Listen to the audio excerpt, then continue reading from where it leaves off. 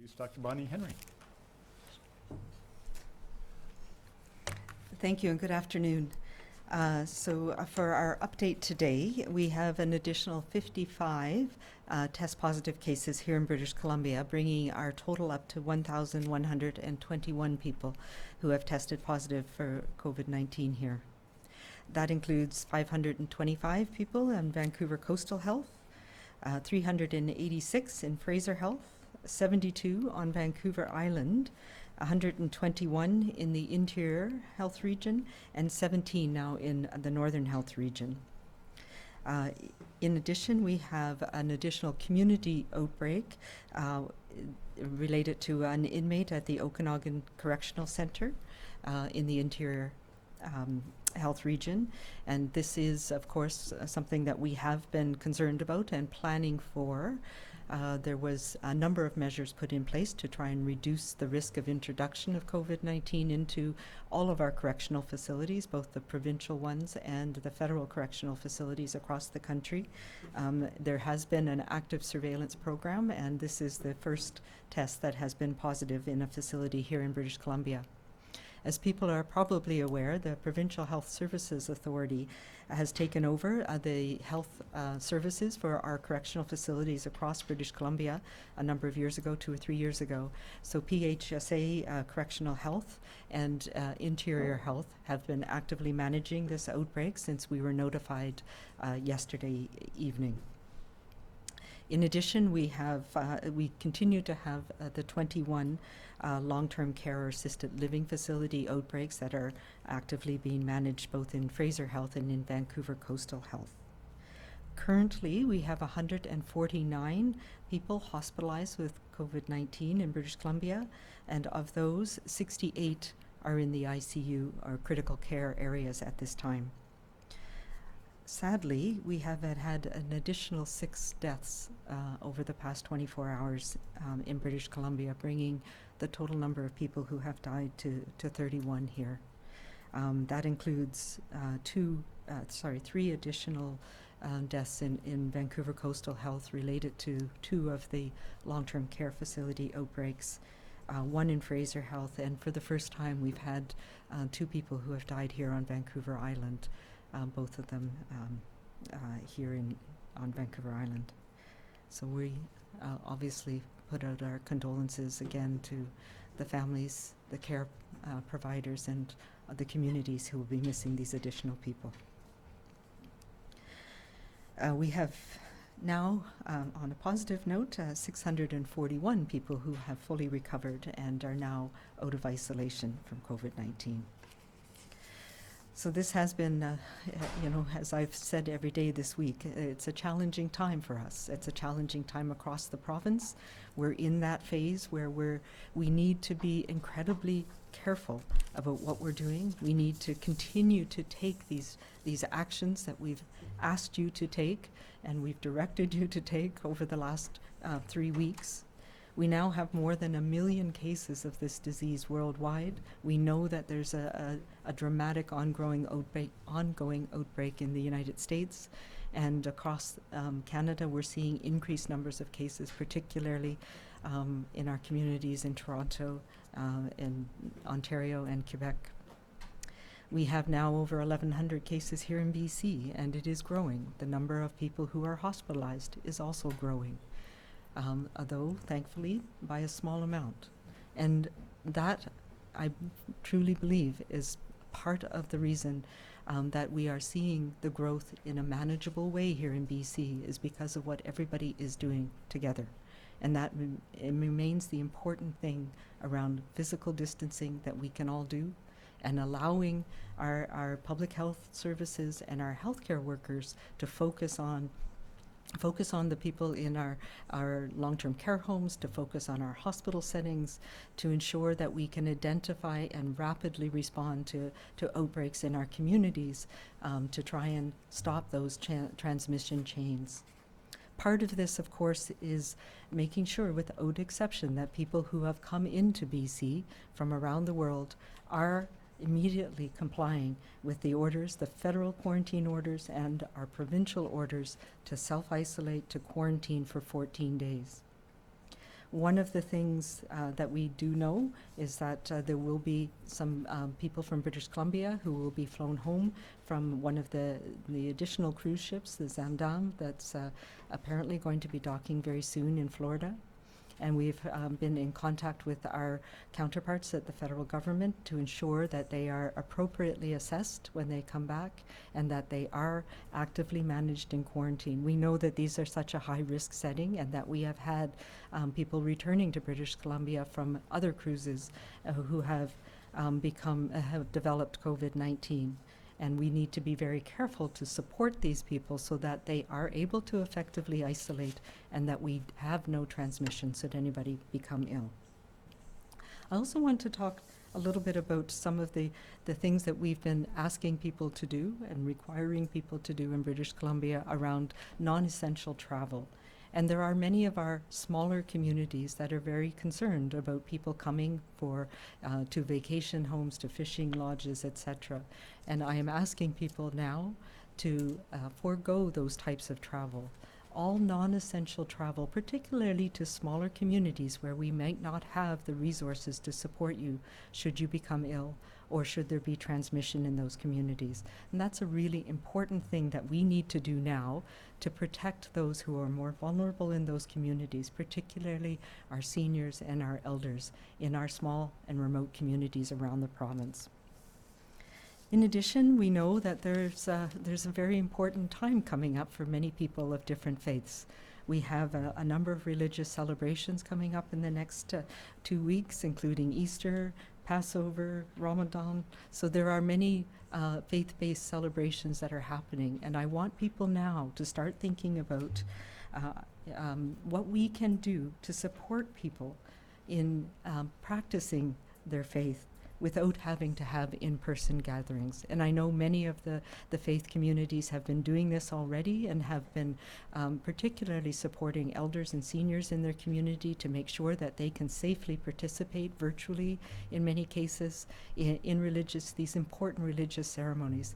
And there is no more important time than when a community is in crisis, as we are in BC, to make sure that we can do these types of important ceremonies in a safe way. So we need to use the many tools that we have available now to connect with followers in other ways than in person. And we'll be talking again with our faith leaders next week to make sure that we can all do this and share ideas about how to support each other in a safe way. We are getting through this, and we will, of course, get through this together. And I am, again, very heartened by the fact that across this province, people are taking the important actions that we are asking them to take and doing that in support of each other, in physical distancing, and we are standing united in that in a virtual way. We're working together to keep that firewall strong, to make sure that we can prevent the transmission of this disease as much as possible. We need to continue to follow these orders and precautions that we have in place. We must do all we can to protect our families and our communities across British Columbia.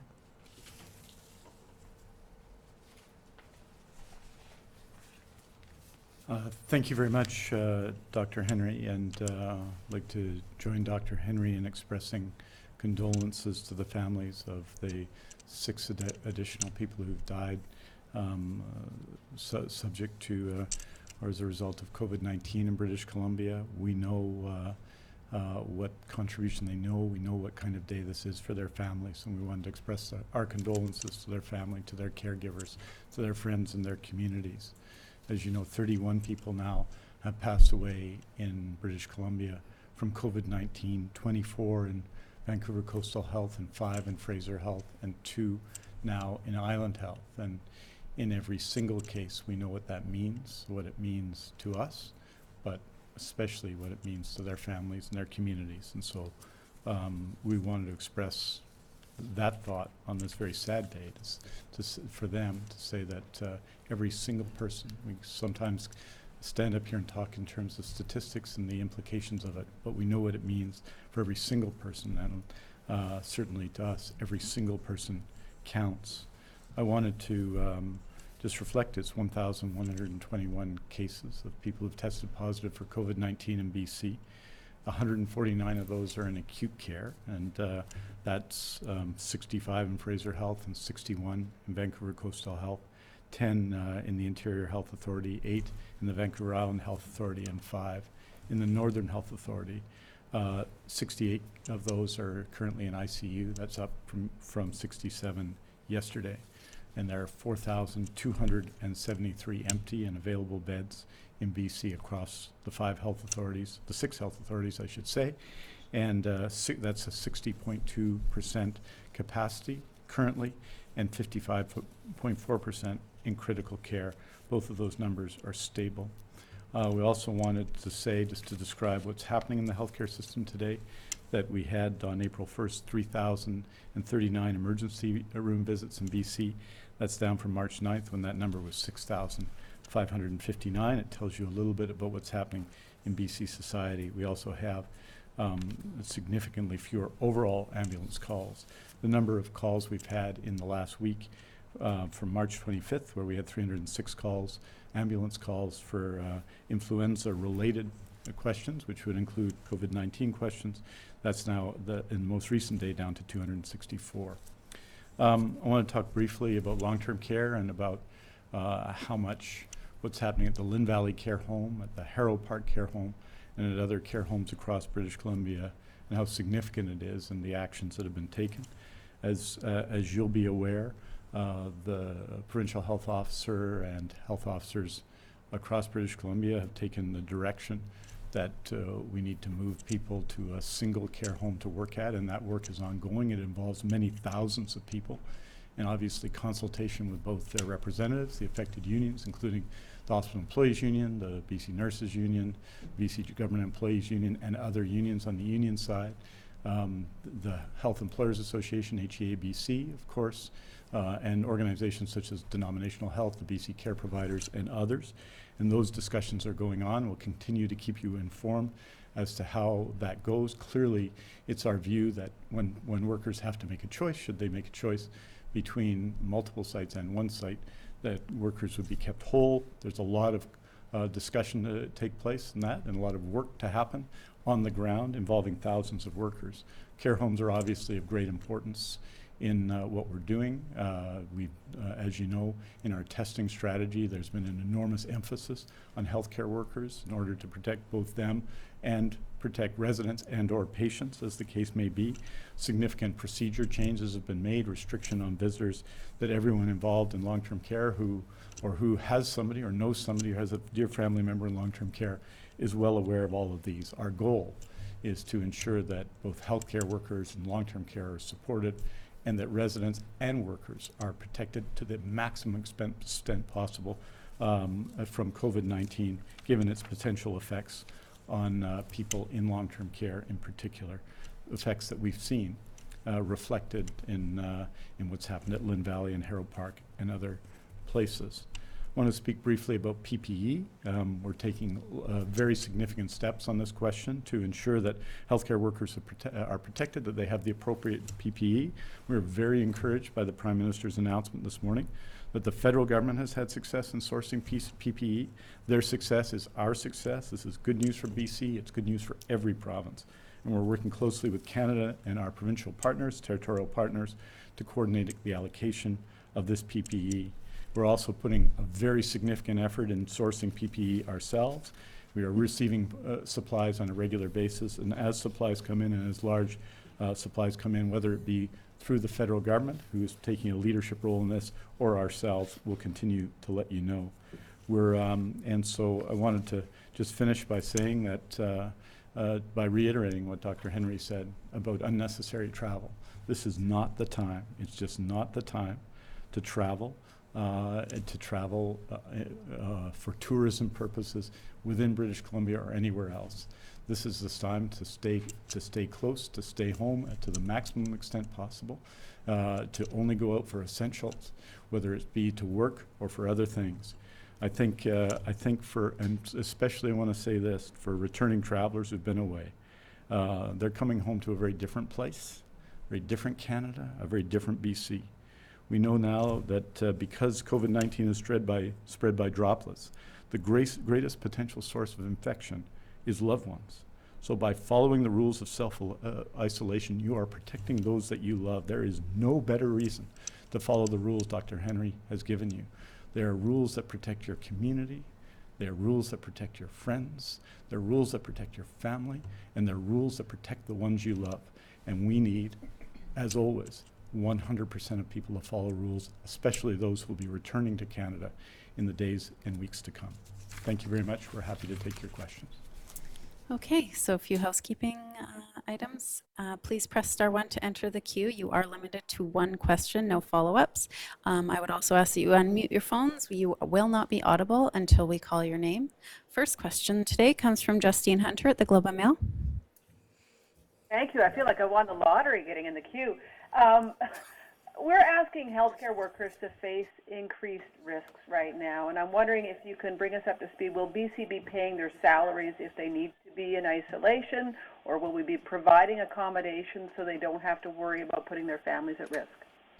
So the short answer to that is yes. There are a number of provisions that have been in place and will continue to be in place, and we are looking certainly at accommodations for people who need it, who have people at home who are more likely to have severe illness from COVID-19, and ways of protecting them. And you know, as this builds up in our hospitals and in our ICUs, people are getting stressed, of course, and anything that we can do to try and alleviate those pressures, even the little irritants, some of the irritants like parking and pay parking. So yes, we have measures in place, and we'll continue to do that to support all of our healthcare workers. Next question comes from Shrushti Gangda of CKNW. Go ahead. Hi, Dr. Henry. With a confirmed case at a correctional center now, you said that was a point of concern before it happened. What protocols are you looking at to prevent spread in the jail, given they have, shared facilities and it's hard to social distance in a correctional center? And a lot of people have been calling for nonviolent offenders to be released. Is that something that BC is looking at? So yes, we've had a plan in place from the beginning. This was one of the, we talk about some of the areas that we want to do enhanced surveillance, make sure that we can detect things early. Long-term care homes are a case in point. Other closed environments, some of the more remote communities, for example, and definitely correctional facilities has been on the radar screen from the beginning. So there were measures that were put in place some weeks ago, restricting visitors and doing health checks and making sure that there was rapid access to testing should people become ill because of the communal setting. So this was in place, and there was measures in place as well for new people coming into the facility to be isolated for 14 days. So there are things that we can do in those facilities to help support this. The person who became ill was isolated, and the people in the pod that he was in are all being monitored now. So far, there's no other cases, but it takes time, as we know, after an exposure where people can develop this disease. So ongoing outbreak protocols are in place. It's always challenging in these closed environments. So I know the corrections team from PHSA and Interior Health are working on this even as we speak. In terms of nonviolent offenders being released from correctional facilities and from detention centers, that is an issue that's with the Minister of Public Safety and the Solicitor General. Okay, next question comes from Melanie Nagy, CTV. Hi there. There was a lot of talk today at a federal level with the Prime Minister regarding modeling. We know that you walked us through some great data last Friday. Part of the responses from different federal authorities is that they are still collecting information from different provinces to put together their data, to put together their modeling to share with people. What are we sharing with the federal government? And would you like to just see more of what you're sharing at a federal level? Yeah, it's an evolving thing as well. There's a number of groups of modelers across the country, and I think I've talked about this a little bit before. And there's many different types of models, and we presented two We have other types of models that we're also looking at that help us give a sense of where we're going on our trajectory and whether one intervention or another might help if certain situations happen. So that modeling is, and the reality is that the models are only as good as the data that we have. And of course, we didn't have much data until everybody started to have more cases. And as we have more cases, there's more work that public health has to do to get the information on each individual case. So when we had our first cases, we had a 15-page case report form that we collected all the detailed information and transmitted that to the federal government, and they put all the stats together. So as you can imagine, we now have at least over 1,100 people that public health is following up with on an ongoing basis. So we've now streamlined that to a much smaller set of information because it just isn't physically possible to provide all that information on an ongoing basis. And so that's one of the challenges, particularly for Ontario and Quebec that have rapidly increasing numbers in a very short period of time. So we are negotiating, if you will, to have we've been working with them on defining a smaller set of information that provides what they need to be able to do the country level projections. But I think the other thing that's really important is we don't just have one pandemic wave coming in this country. And when we've been involved in doing the Canadian pandemic influenza planning, which I have for a long time, we've recognized that in a country that's as large and diverse as Canada, that things happen at different times. And we've certainly seen that. So our pandemic is going to be quite different from Ontario's pandemic or Prince Edward Island's pandemic. So we need to keep that in mind as well. And that's been one of the challenges at the federal level in having a model that describes what's happening across the country. So we have been sharing our information with them. And other provinces as well. We've all use slightly different things sometimes, and the modeling support from the federal government has really gone to some of the provinces that don't have the resources that we in Ontario and Quebec have as well, which is kind of a long answer. I'm hoping next week we'll present our models again and show you where we are in the trajectory that we've used, and so I look forward to sharing more of the information that we can. Tanya Fletcher, CBC. Yeah, we're getting complaints from people still about them saying their neighbors have returned from travel but are not self-isolating. And specifically in smaller communities, there seems to be some confusion about who is going to enforce the physical distancing rules and those orders. How much of a concern is that kind of behavior still, and how will you get that message across? Yeah, these are challenging because people don't always know the circumstances of their neighbors. And there may be different messages that people have received at the airport as well, which we've heard. So part of what we're doing is trying to make sure that what is provided to everybody, particularly now that the federal government has invoked the Quarantine Act to issue quarantine orders on every single person coming across the border. It makes it clearer. However, what makes it more complicated is federal orders are enforceable by the federal police force, by the RCMP. So it has been a bit of a process to understand how that is operationalized across the country. And our E-Division is working with the Public Health Agency and the Canadian Border Service Agency to ensure that that can happen here in BC. In the meantime, the provincial orders are, we have a compliance and enforcement guideline that now should be helpful for communities across the province, and how we, where people can complain, what's the type of things that can happen and how they can be enforced. So our way of approaching this in public health is to ensure that people know what is expected of them, and that's the first thing. And most of the cases that we have been involved in that have been investigated, either from public health or from bylaw officers, it's people not understanding and not being very clear about what exactly is expected of them. So that's step number one, and for the most part, when we do that, people are compliant. And that's the approach that we recommend taking. The federal quarantine order can be accompanied by fines and other things. But that would be through RCMP and the federal federal quarantine service. So yes, it's complicated, and operationalizing it is not a simple thing. We're trying to, for the most part, though, I know that people are doing the right thing. And particularly, they're doing the right thing to protect their own families and their own communities. Keith Baldry, Global News. Hi, Dr. Henry.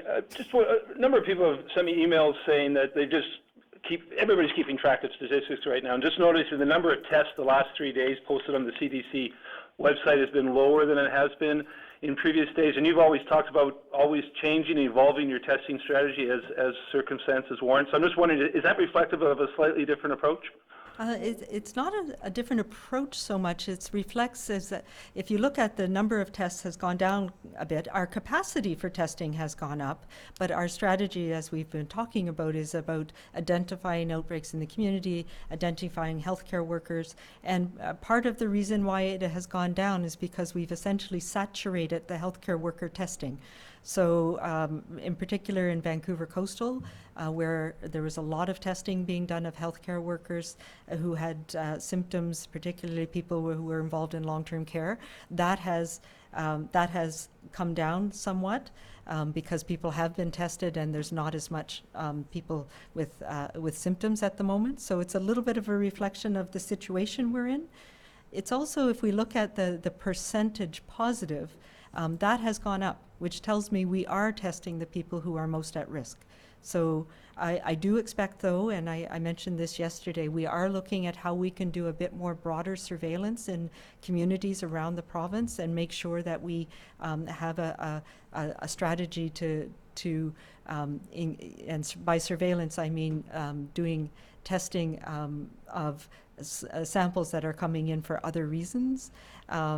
So we're working on that strategy over the coming days, and we need to make sure that we do have the capacity to respond quickly when we have outbreaks, and we need to do lots of testing around a cluster, which has happened a couple of times in the last few weeks.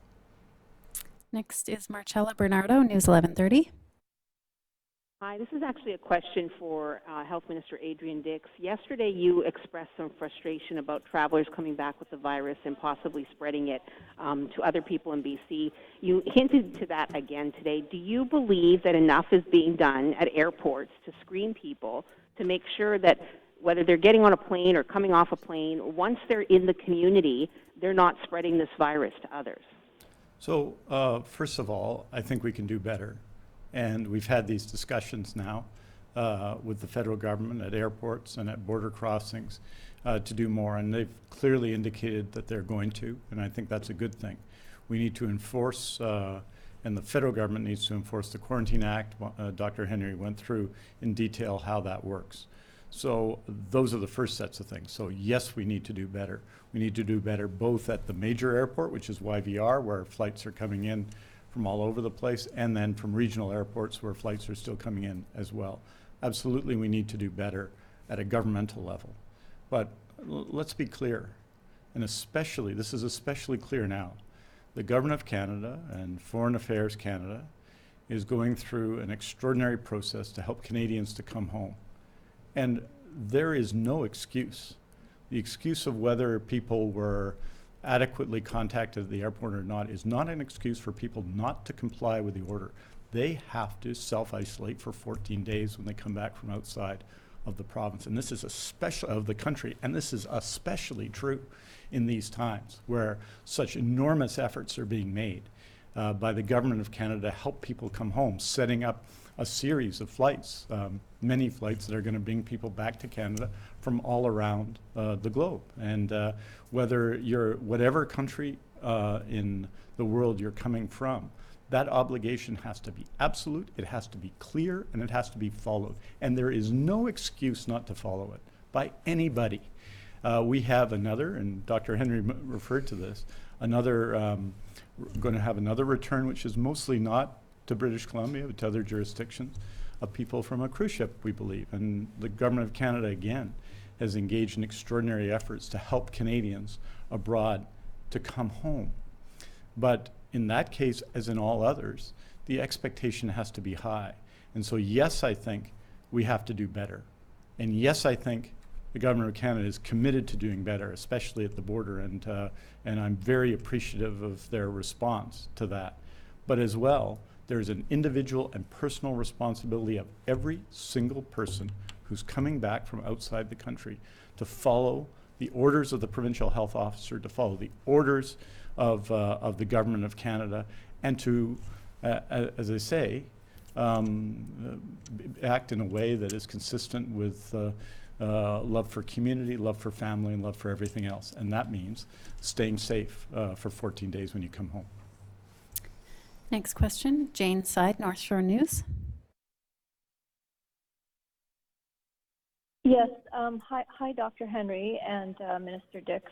I have a question about the long-term care facilities and the regulations that you're putting in place to prevent workers from basically moving between facilities and having them all in one place. It seems that you've spoken about this a few different times over the past week to 10 days, and I'm just wondering what state that's actually in now, and if there has been a time during this outbreak, I guess, where you realized that this was an issue, but people were actually workers were still working in these different care facilities, because that's something that we've been hearing about.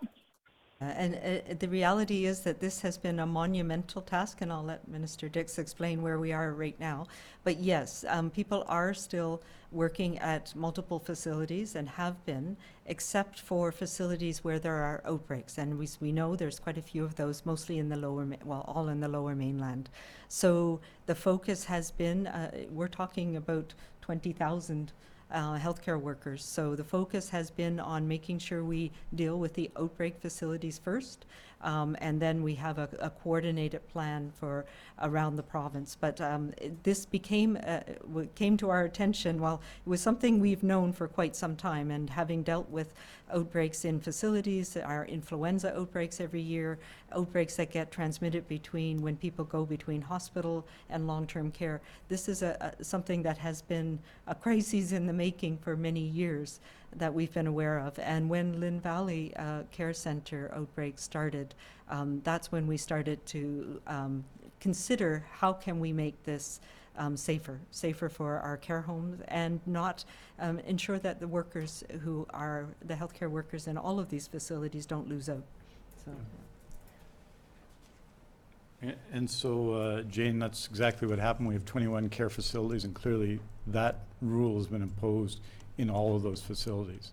And now we've been working, and as you can imagine, it's thousands and thousands of healthcare workers that have been affected. So we're working with the affected unions in many cases, most notably the Hospital Employees Union, but others, to ensure that workers, the options are presented to workers in all of those other facilities, and that this be managed in the best possible way, both for the workers and for the facilities. And yes, that takes some time, but so the orders have been automatic in the case of facilities where there are outbreaks, and then we're working through systematically with everybody involved, the other facilities, and that's going to take time, both on the side of the workers and on the side of the people running the facilities. We have a mixed long-term care sector. 1/3 of it is health authority owned and operated, and then the other 2/3 are public beds in private facilities. Those are the roughly 30,000 public beds we have. So we're working through that process systematically to act consistent with the direction we've received from both the provincial health officers and local health officers. This mostly affects, not exclusively affects, but mostly affects Metro Vancouver. And so that's the process we're going through now, and it's a systematic process. At the same time, as Dr. Henry has said, we have been systematically testing and aggressively testing, and you see that results of that in some of the testing we've done, I think, across the board in order to address issues in the sector, changed the way work is done in long-term care facilities, and obviously greatly restricted people visiting the facilities as well, and a series of other steps. So this is a process to protect people in long-term care, and that's what we've been doing systematically. It continues to take time, but I'm very impressed by the cooperation we've received from people on all sides, and we're moving forward with that. And the people we want to speak to most especially are healthcare workers who are doing extraordinary work in long-term care, and we want their position to be respected and to be supported. Next question comes from Vaughn Palmer, the Vancouver Sun. Go ahead. Minister Dix, you said earlier this week that the many people who've had their scheduled surgeries canceled, that the government hasn't forgotten them and it will try to deal with that when it can. Do you have a rough estimate of how many scheduled surgeries have been canceled? And when it comes time to clear the backlog, can you see enlisting the private clinics to help erase the backlog? Well, three things. One, I'll get you a specific answer for tomorrow, Vaughn, if that's okay. So, I have a rough idea, but I'll try and give you as specific an answer as I can in terms of canceled surgeries over the first weeks of this. Secondly, one of the things that we've done is engaged a highly respected health administrator and leader, Michael Marchbank, to assist us in the planning already for what will happen when we resume scheduled surgeries, because that will be a very significant task for everyone involved. Thirdly, we already involve private clinics. I think public surgeries, publicly paid surgeries, 100% in private clinics. I think there was an increase in those last year as part of our plan, and we're continuing to work with those. It's consistent with the Canada Health Act. It's consistent with what we want to do. And so there's no question of that clinics will be part of that in the future, as they are now, in order to do what we can to deal with the backlog. So all of those things, I think, are things we have to do. We have to have as comprehensive a plan to deal with this as we do with COVID-19, because it affects a lot of people in British Columbia, and it's something I think everybody in BC, everybody whose family is involved, everybody who works in this area, and certainly me, care a lot about. Shannon Waters, BC Today. Hi, this is a question for both of you. I spoke with the BC Nurses Union this week, and they're extremely concerned about the way, particularly N95 masks, are currently being used in both acute care and long-term care facilities. For acute care, that includes nurses who are caring for people who are confirmed to have COVID-19, some of whom are being given a single mask for an entire 12-hour shift, some of whom are being told to put masks in Tupperware and reuse them. The Nurses Union says they haven't been able to get any information from the province as to, one, what the state of the supply is, and another concern is how or what information the province is using when it's rationing this PPE, and what they know about how effective it might be, given that just a few weeks ago, using the masks in this way would have been considered inappropriate and possibly dangerous for both the patients and the care providers. Yeah, so this is obviously something that has evolved and something that we've paid a lot of attention to, and I've had discussions with all of the union leaders about where we're going and why. And firstly, I'll refer you to a document I mentioned yesterday, which is the ethical framework for allocation of PPE. And it goes through the thinking and the rationale and the why we've done what we've done. So it is in times of need that you need to make these decisions, and you need to do it in a way that's safe for everybody. And it is, and I've mentioned this before, it is a change in the way we've thought about how we wear personal protective equipment. And it's for two reasons. One is to protect, of course, the healthcare workers, but it's also how do we best protect our patients, because we know in long-term care, we know in the hospital setting that it can be unrecognized illness in a healthcare worker as well that transmits to patients in those settings. So we have done a reorganization of how people are cared for in the acute care sector and in long-term care homes, but particularly in acute care. So things like cohorting. So these are all well-recognized infection prevention and control practices that allow us to spare the amount of personal protective equipment people need. So when you have patients that are scattered throughout a hospital, for example, or a facility, you have to change your personal protective equipment every time you go in and out of the room between a patient, because you don't want to deal with somebody with COVID or with something else like a methicillin-resistant Staph aureus, for example, and then you go to the next person and you have to put it back on again. So, and we know that every time we put on or take off our personal protective equipment, we're likely to contaminate ourselves. So the rationale is for safety of the healthcare workers, for safety of the patients, and also to spare us the amount of PPE. And I mentioned a couple of weeks ago that the burn rate, the number of respirators, for example, that were being used per patient with COVID-19 was astronomical, and we went through a huge amount of those respirators. And we've talked about this. There is a shortage globally around respirators, around medical masks, and that's important that we need to preserve those for workers.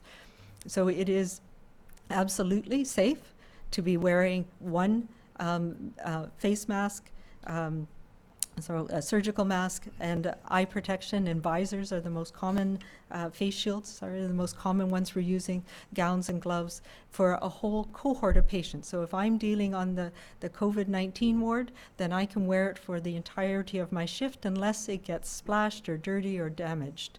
And that is a well-recognized safe way of using personal protective equipment. It reduces the amount of time I might contaminate myself by taking things off and on. So it is something that is within the guidance that we have internationally and nationally, and certainly it's what they're doing in the United States, in the WHO guidance as well. But I would refer you to the document that we've put out that lays out exactly why and when we would do different strategies, and and the ethical principles behind it.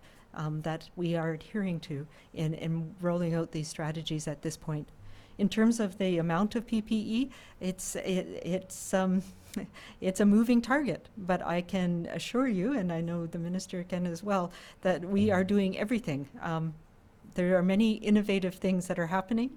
We're looking at ways, and there's studies that have come out of both the US and the WHO about repurposing and reprocessing, we call it, but cleaning, essentially sterilizing respirators and using them more than once. We're not doing that yet, but we are investigating to make sure that that could be available if we needed to, if we got to the point where we weren't able to get any respirators, and we know that that would put people at risk. So there are many different things that we're looking at across the province. Businesses are stepping up to help.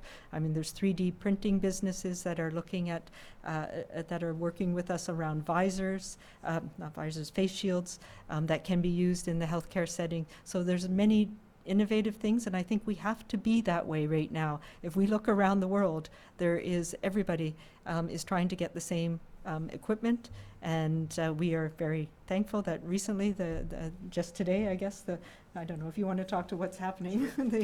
We got a plane load of masks in earlier this week, which is great, medical masks, and we have some respirators that are on their way now. Plane actually landed in Canada, but I can't stress enough how challenging it has been to source the equipment that we need. And it's on a day-by-day basis. We have a whole team at the ministry as part of our emergency response that has been looking at the logistics of this from January, because we knew back then that this might be an issue. And they are across all of the health authorities on a day-by-day basis, trying to understand exactly how much is where. And we know right now we're okay.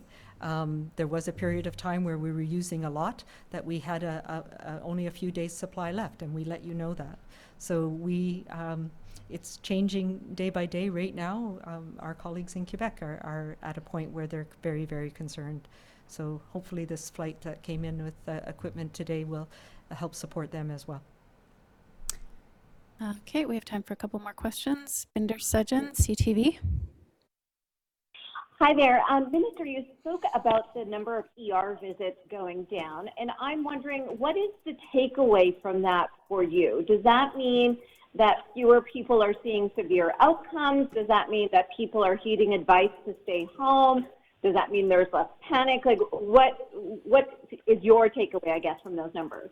Those sound like good explanations for one thing, and this is just obvious that there are fewer cars on the road, there are fewer car accidents, for example. So fewer people are going to emergency rooms because they're staying home perhaps for things they might have considered going to the emergency room before. We've increased the amount of virtual care. I just wanted to congratulate the people at 811. I think yesterday their wait times were under a minute, and people are using virtual care and virtual facilities more. That's just to say that this is a moment, though, and I think the important thing to remember about this is that this is just a moment in time, and it's a moment where I want to just express again our support for our healthcare workers. We have 4,200 available empty beds in our acute care hospitals.